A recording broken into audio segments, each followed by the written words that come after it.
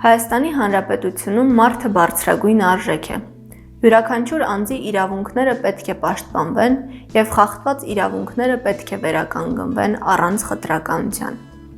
Սակայն ցավոք իրականությունն այլ է։ Թե միջազգային, թե ներպետական հասարակական իրավապաշտպան կազմակերպությունները բազմիցս արձանագրել են, որ Հայաստանի Հանրապետությունում LGBT անձանց իրավունքները խախտվում են նրանց սեռական կողմնորոշման և գենդերային ինքնության հիմքով։ Փինք իրավապաշտպան հասարակական կազմակերպությունը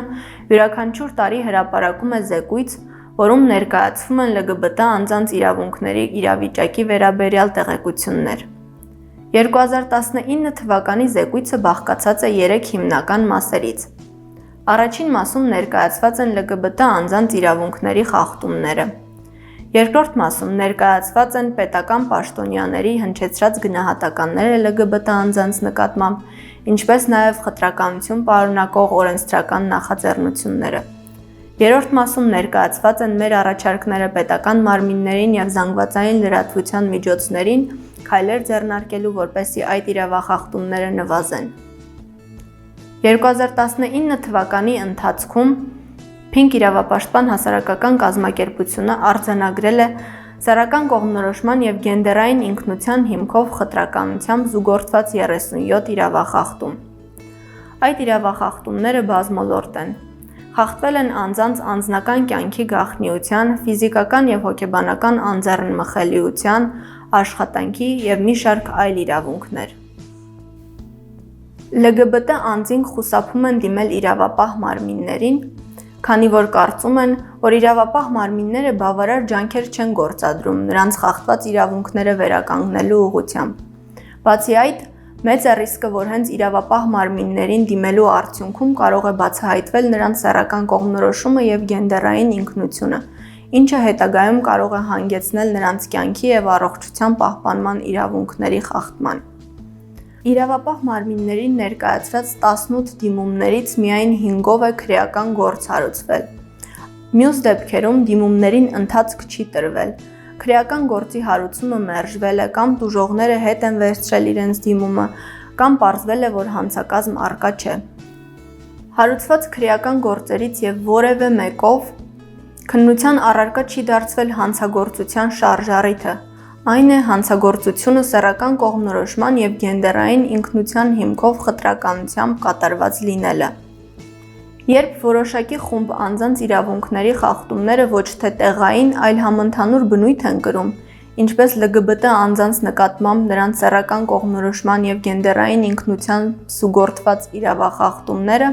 կարող ենք եզրակացնել, որ Հայաստանի Հանրապետությունը տապալել է միջազգային պայմանագրերով իր կողմից ստանձնած պարտավորությունների իրականացումը երկրում խտրականության կանխարգելման գործում։ Հայաստանի Հանրապետությունը չունի իրավական գործուն մեխանիզմներ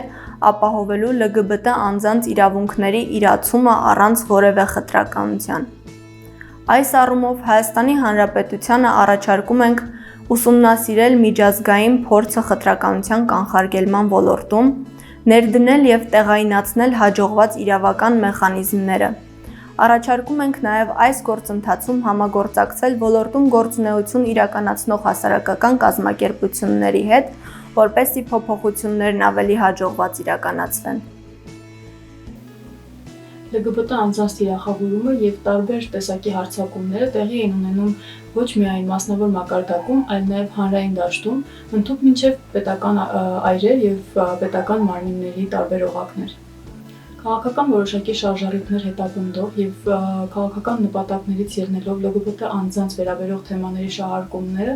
որոնք հայտնի պրակտիկա էին տարբեր երկրներում, բախեցին նաև Հայաստանի դուռը։ Ամեն ինչ սկսվեց Ազգային ժողովում մարդու իրավունքների վերաբերյալ քննարկման ընթացքում տրանսգենդեր կնոջ ելույթից, ում նկատմամբ ատելության խոսքը դրսևորվեց ոչ միայն առցանց հարթակներում, ոչ միայն սոցիալական ցանցերում, այլ նաև հենց պատգամավորների կողմից, հենց Ազգային ժողովում։ Նրանք ոչ միայն միջամտեցին մարդու մասնավոր և ընտանեկան կյանքի նկատմամբ հարգանքին, այլ նաև հնչեցրեցին բռնության և խտրականության կոչեր ոչ միայն տվյալ անձի, այլ նաև ամբողջ LGBT համայնքի նկատմամբ։ Այնուամենայնիվ, Ատելության խոսքի այս ծայրագույն վտանգավոր դրսևորումները որևէ արձագանք չստացան ոչ կառավարության, ոչ էլ ազգային ժողովի կողմից։ Ազգային ժողովում չհրավիրվեց էթիկայի հանձնաժողով եւ որևէ քաղաքական կամ իրավական գնահատականի չարժանացավ ատելության խոսքի այս դրսևորումը։ Հաջորդ վտանգավոր դրսևորումը դա Մշակույթի եւ սպորտի նախարար Արայիկ Հարությունյանի նկատմամբ հարձակումներն էին կապված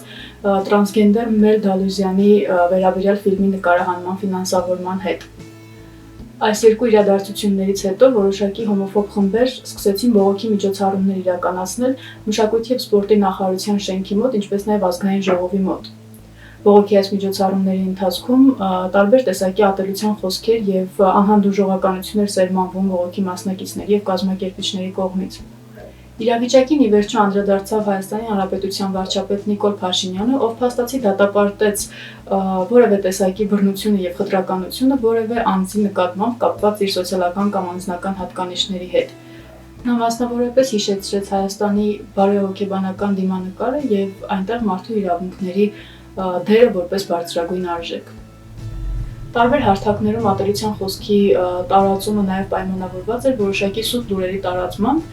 որոնք վերաբերում էին կազմակերպությունների, անհատների, նույնիսկ արվեստագետների խմբերի եւ անհատ արվեստագետների կողմից նախաձեռնված միջոցառումներին, որոնք առհասարակ կապ չունենալով LGBT անձանց հետ ներկայացվում էին որպես LGBT անձանց շահերը սպասարկող ինչ-որ միջոցառումներ եւ դրանց վերագրվեց կեղծ եւ իրականությունը չհամապատասխանող նպատակներ։ Արդյունքում LGBT անձինք կրկին թիրախավորվեցին տարբեր անձանց կողմից, տարբեր պետական պաշտոնյաների կողմից այնպիսի գործողությունների կամ այնպիսի նպատակների մեջ, որոնց հետ նրանք առհասարակ կապ չունեին։ Որոշակի քաղաքական շահերից ելնելով տարբեր օրենսդրական նախաձեռնությամբ հանդես եկան ոչ իշխանական որոշ քաղաքական գործիչներ, որոնց նպատակն էր քաղաքական օրակարգ բերել LGBT հարցերը եւ ակնկալել կառավարությունից կամ ազգային ժողովի իշխող խմբակցությունից որոշակի անդրադարձ այս խնդիրներին։ Մասնավորապես Բարգավաճ Հայաստան կուսակցության կողմից առաջարկվեց քրեականացնել 16 տարին չլրացած անձանց շրջանում ոչ ավանդական սեռական կողմնորոշման քարոզը։ Միջազգային տարբեր ատյանների կողմից քննադատվել է օրենսդրական նման ձևակերպումները եւ այսպիսի կարգավորումները համարվել են մարդու իրավունքների խախտում։ Այնուամենայնիվ նշված օրինակիցը քաղաքական ուժերի կողմից բերվեց պետական օրակարգ եւ բարեբախտաբար կառավարության կողմից այն հավանության չարժանացավ։ Ամիսներ անց նույն քաղաքական ուժի կողմից կրկին բարձրացվեց հարցը, այս անգամ փոփոխություն առաջարկելով ընտանեկան օրենսգրքում, առաջարկելով փոխել տրանսգենդեր անձանց ամուսնությունների խնդիրը, արգելելով նման ամուսնությունները։ Այսպիսով կարելի է եզրակացնել, որ Հայաստանում մեծագույն խնդիր է ատելության խոսքը հատկապես հենց LGBT անձանց նկատմամբ, որովհետև որոշակի խմբերի կողմից այն հետապնդում է կոնկրետ քաղաքական շահեր։ Այդ է պատճառը, որ զեկույցում ներկայացվել են հստակ առաջարկներ ատելության խոսքի իրավական կարգավորումների եւ պետական մարմինների կողմից մարդու իրավունքների ոտնահարումներին հստակ քաղաքական եւ իրավական գնահատականներ տալու կապակցությամբ։